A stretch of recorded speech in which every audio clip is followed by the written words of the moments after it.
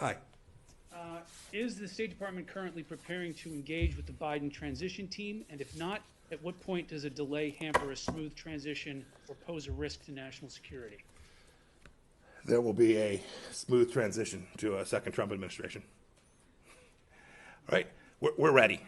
The world is watching what's taking place here. We're going to count all the votes. When the process is complete, there'll be electors selected. There's a process. The Constitution lays it out pretty clearly. The world should have every confidence that the transition necessary to make sure that the State Department is functional today, successful today, and successful with the president who's in office on January 20th, mid-afternoon, will also be successful.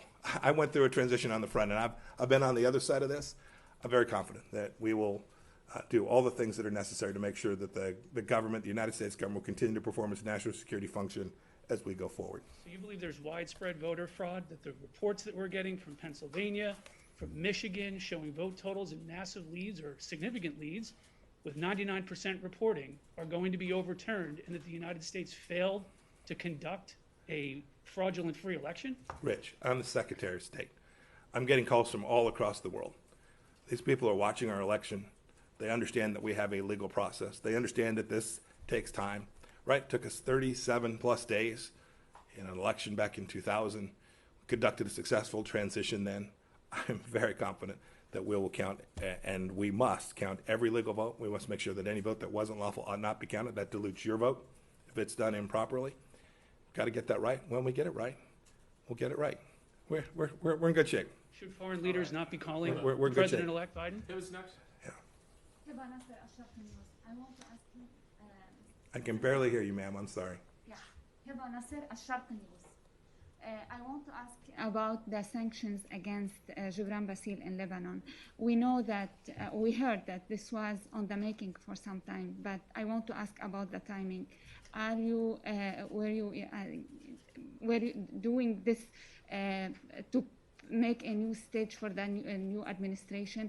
And also I want to ask about the arms sale to UAE. When we expect that to be delivered? So the second question was about the arms sales to the United Arab Emirates. So we'll have significant announcements with respect to that here very, very soon. We continue to review arms sales all across the world, including to our important friend and partner in the United Arab Emirates. We're confident we will be able to provide them weapon systems that will ensure their security and do the work that we all need to do collectively to counter the threat from the Islamic Republic of Iran.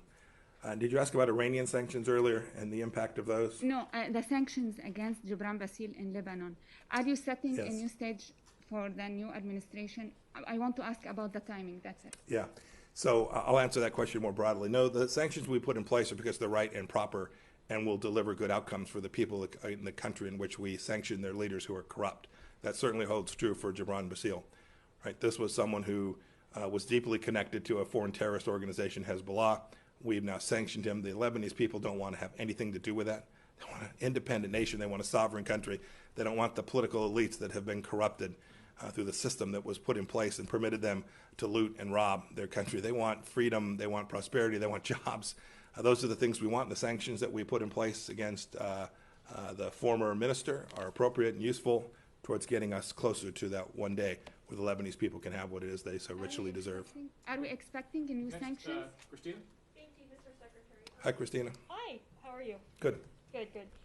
Is there any evidence that the CCP has interfered in the recent election or is trying to sow chaos in the aftermath of the legal challenges?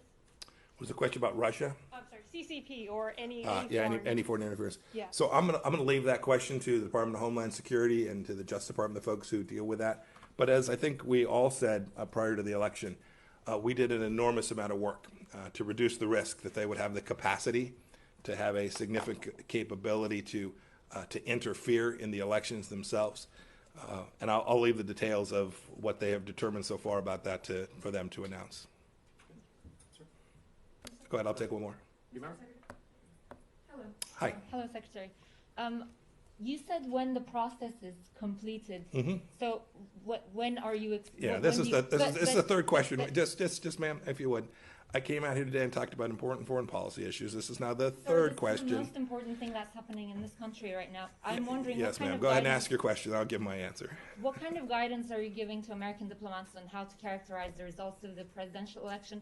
And also, this department frequently sends out statements encouraging free and fair elections abroad. Yes. And for the losers of those elections to accept the results, doesn't President Trump's refusal to concede discredit those efforts? That's ridiculous. And you know it's ridiculous. And you asked it because it's ridiculous.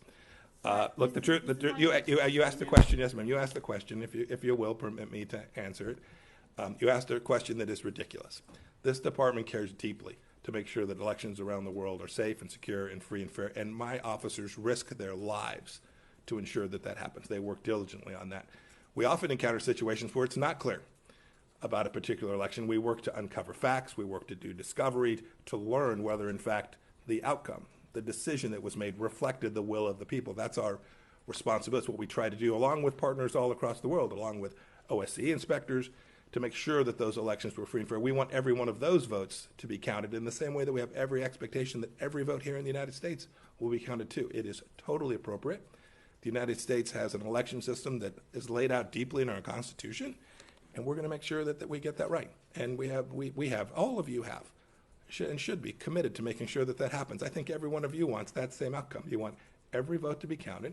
You want to run the process. We want the law to be imposed in a way that reflects the reality of what took place. And that's what I think we're engaged in here in the United States, and it's what we work on every place all across the world. Thank you all. How are you advising diplomats overseas to refer to President-elect Joe Biden? Have you given State Department any guidance?